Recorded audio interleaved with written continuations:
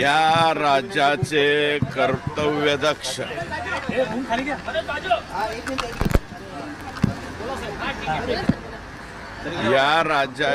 कर्तव्यदक्ष मुख्यमंत्री सन्माननीय देवेंद्रजी फडणवीस साहेब यांनी घेतलेल्या ॲक्शनमुळं, दाखवलेल्या तत्परतेमुळं शेवटी CIDच्या समोर वाल्मिक कराड यांना शरण यावं लागलेलं आहे। प्रथमतः मी राज्याच्या मुख्यमंत्र्यांचं इतकं कणखर निर्णय आणि धडाधड निर्णय घेतले त्याबद्दल त्यांचं मी मनापासून या ठिकाणी आभार मानतो। आणि आता त्यांच्या प्रॉपर्टी सीज करण्याच्या संदर्भात जे CID म्हणजे परत CIDचे IG, त्यांचे SP, DYSP आणि अन्य सहकारी ज्यांनी त्यांच्या पाठीमागं फार जोरामध्ये लागले आणि त्यांना शरण येण्यास भाग पाडलेलं आहे। आता कोर्टाकडे त्यांनी परमिशन मागितलेली आहे यांच्या प्रॉपर्टी सीज करण्याची।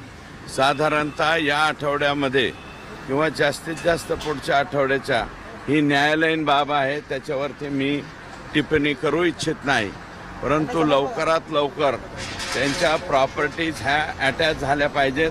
प्रॉपर्टीज अटॅच झाल्याशिवाय अन्य गुन्हे जे हे आका करत होते ते उघडे पडणार नाहीत। यांच्या प्रॉपर्टीज सीज झाल्याच पाहिजेत, अन्यथा आम्हाला दुसरा मार्गसुद्धा अवलंबावा लागतो का काय असं या ठिकाणी मला म्हणायचंय।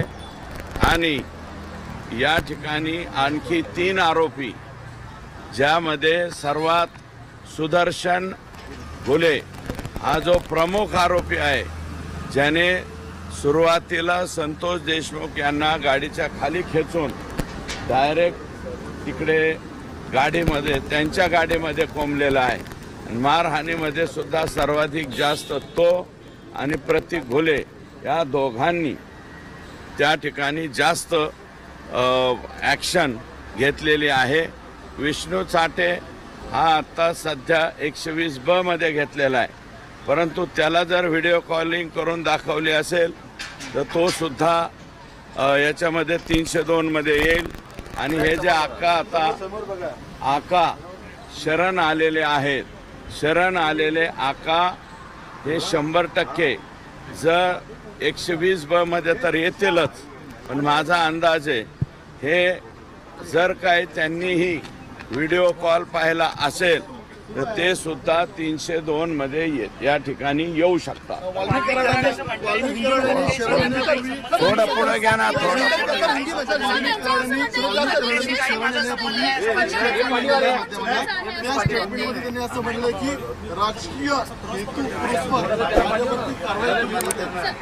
राजकीय हेतू पुरस्पर हे ते आता हे जोडायचे उद्योग झाले। कशाचं राजकारण आणि कशाचं काय? आम्ही कोणी राजकारत्यांनी तुम्हाला सांगितलं होतं का इतक्या चुकीच्या पद्धतीने संतोष देशमुखला मारा म्हणून? उगाच आपलं स्वतःच्या अंगावर आल्याच्या नंतर काहीतरी बोलायचं म्हणून ते बोलतायत। माझं मत असं आहे, तुम्हाला कोणी उद्योग सांगितला होता हा? ही अशीच घटना ऑक्टोबर 2023ला माझ्या मतदारसंघातील पाटोदा तालुक्यामधून घडली होती। O2 कंपनी होती। O2 कंपनीचे बंडगर नावाचे अधिकारी असेच उचलून चालले होते। उचलून चालल्याच्या नंतर त्या ठिकाणी हे काय परळी पॅटर्न आमच्या पाटोद्यात आणू नका असं मी स्वतः बोललो होतो, आणि मग त्या माणसाला सोडून दिलं। नाहीतर कंपनीचा खालचा अधिकारी उचलायचा आणि त्याच्या वरच्या अधिकाऱ्याला फोन करायचा, हमने इसको उठा के लाया है, इतना देव नाही तो खतम। अशा प्रकारच्या धमक्या ह्या पचल्यामुळं ही आता 2 कोटीची खंडणी मागण्याची यांची हिंमत झाली। त्यातले 50 लाख रुपये मला वाटतं ऑलरेडी पोहोच झालेले होते। राहिलेल्या 1.5 कोटीसाठीच ही माणसं कोणी पाठवली होती? हे आकांनीच पाठवली होती। त्याच्यामुळं आका ऑटोमॅटिकली मला वाटतं या गुन्ह्याच्या बाहेर राहतील असं मला वाटत नाही।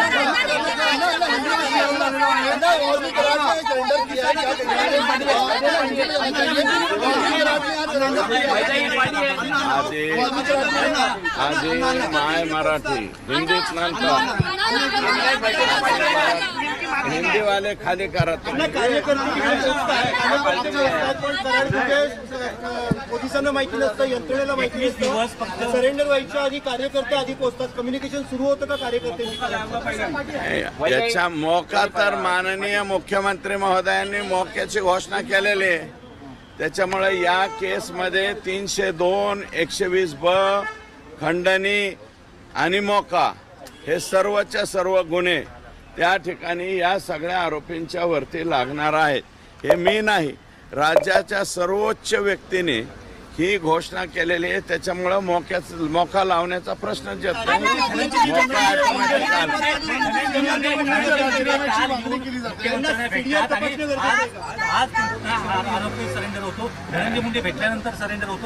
हे तुम्ही धनंजय मुंडे साहेबांनाच विचारलेलं बरं राहील, मला न विचारलेलं बरं।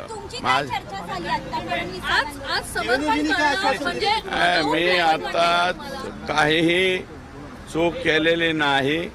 मी आता माननीय मुख्यमंत्र्यांकडे गेलो होतो, ते फक्त जे खाली आपल्या याच्यापुरते जामीनपुरते जे सरकारी वकील नेमलेले आहेत त्याच्यामध्ये एका शब्दाची त्रुटी आहे, ती त्रुटी दूर करावी अशा प्रकारची विनंती करायला मी त्यांच्याकडे गेलेलो। प्रतिमा स्वच्छ राहावी म्हणून धनंजय मुंडेंनी राजीनामा द्यावा मागणी आहे का?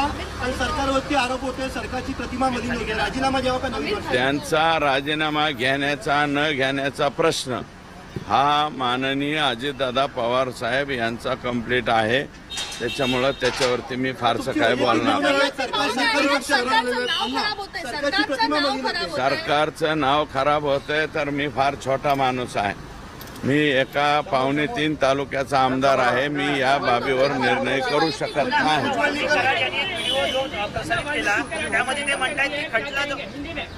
नाही, आधी मराठी होऊ द्या मग हिंदी में। हो, उज्ज्वल निकम साहेब यांची सरकारी वकील म्हणून याच्यामध्ये नियुक्ती करावी असंही पत्र माझं आहे आणि मी त्याच गोष्टीसाठी इथं आलेलो आहे।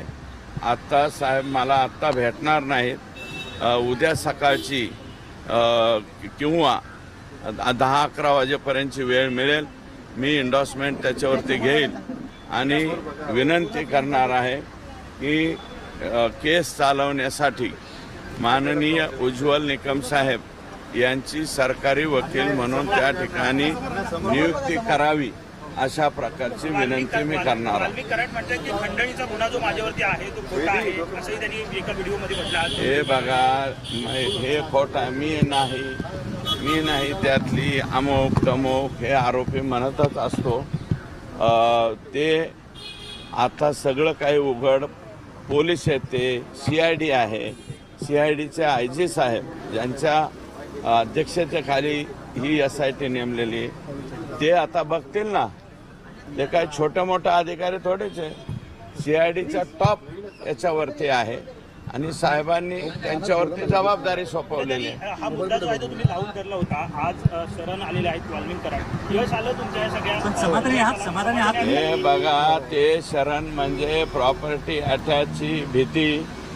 एक तर पोलीस घरादारापर्यंत गेलेले आहेत, त्यांच्या घरच्यांना उचलायला लागले चौकशीला, परत दुसऱ्या ठिकाणी उचलाउचली व्हायला लागली। शेवटी माणूस किती दिवस दम धरणार, म्हणून ते शरण आलेले आहेत। ते काय सो खुशीने वगैरे शरण आलेले नाहीत।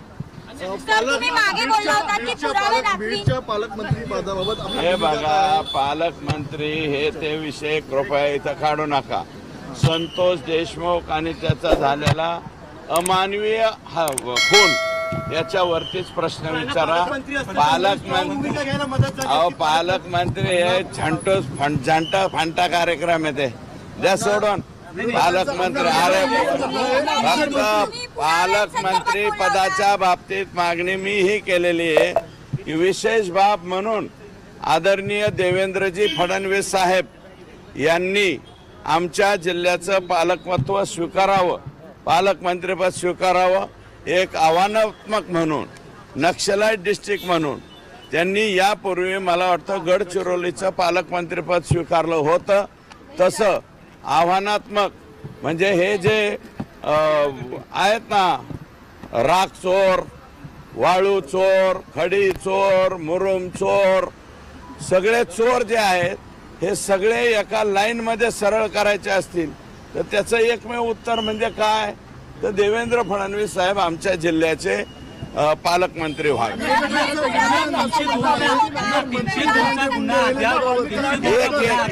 मी सगळ्याचे उत्तर, चार जण बोलल्यावर मी काय बोलू शकतो.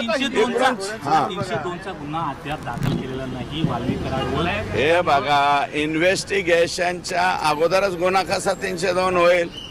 इन्व्हेस्टिगेशन होऊ द्या ना, इन्व्हेस्टिगेशन झाल्याच्या नंतर गुन्हा दाखल होईल ना. अजून इन्व्हेस्टिगेशन होऊ द्या. 120B मध्ये बसतात का 302 मध्ये बसतात का मोकामध्ये बसतात, कोणत्या तरी कलमामध्ये ते बसणारच आहेत.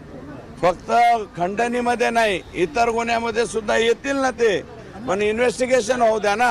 आकाचे आहेत ते मात्र अजून सही सलामत वाटतात का?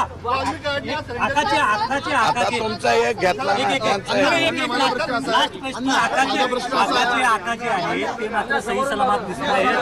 हे बघा, मी अजून देखील मंत्रिपदावर आहेत. आकाच्या आकांवरती मी बोललेलो नाही, त्यांच्या पक्षाचे मंत्री बोललेले आहेत. माझं म्हणणं एकच आहे, आकाचे आकांना किमान हे इन्व्हेस्टिगेशन होईपर्यंत आणि हे चार्जशीट दाखल होईपर्यंत आकाचे आकांना बिन खात्याचं मंत्री करावं अशी त्यांच्याच पक्षाचे आमदार प्रकाश सोळंके यांची मागणी आहे. कई दिनों से सवाल चल रहे थे, आप लोग लगातार मांग कर रहे थे कि गिरफ्तारी की जानी चाहिए, क्या कहेंगे? मिलने के लिए पहुंचे मुख्यमंत्री साहब क्या सरेंडर किया है, सरेंडर प्रक्रिया पे क्या कहेंगे? सरेंडर प्रक्रिया पे इस राज्य के मुख्यमंत्री, कर्तव्यदक्ष मुख्यमंत्री, जिन्होंने लगातार कुछ स्टेप्स बहुत जल्द उठाए हैं, वो जल्द स्टेप्स उठाने की वजह से, इनकी प्रॉपर्टी की अटैचमेंट शुरू होने की वजह से और पूरी तरफ से उनको ये जो आका है, आका को पूरी तरफ से फिक्स करते हुए उनकी गर्दन तक जब पुलिस गई तो फिर वो बाहर आके बोल रहे हैं कि हम सरेंडर हुए. वो सरेंडर नहीं हुए और वो इनको जो गिरफ्तारी हुई है, इसलिए मैं राज्य के मुख्यमंत्री देवेंद्र जी फडणवीस साहब का आभार मानता हूँ.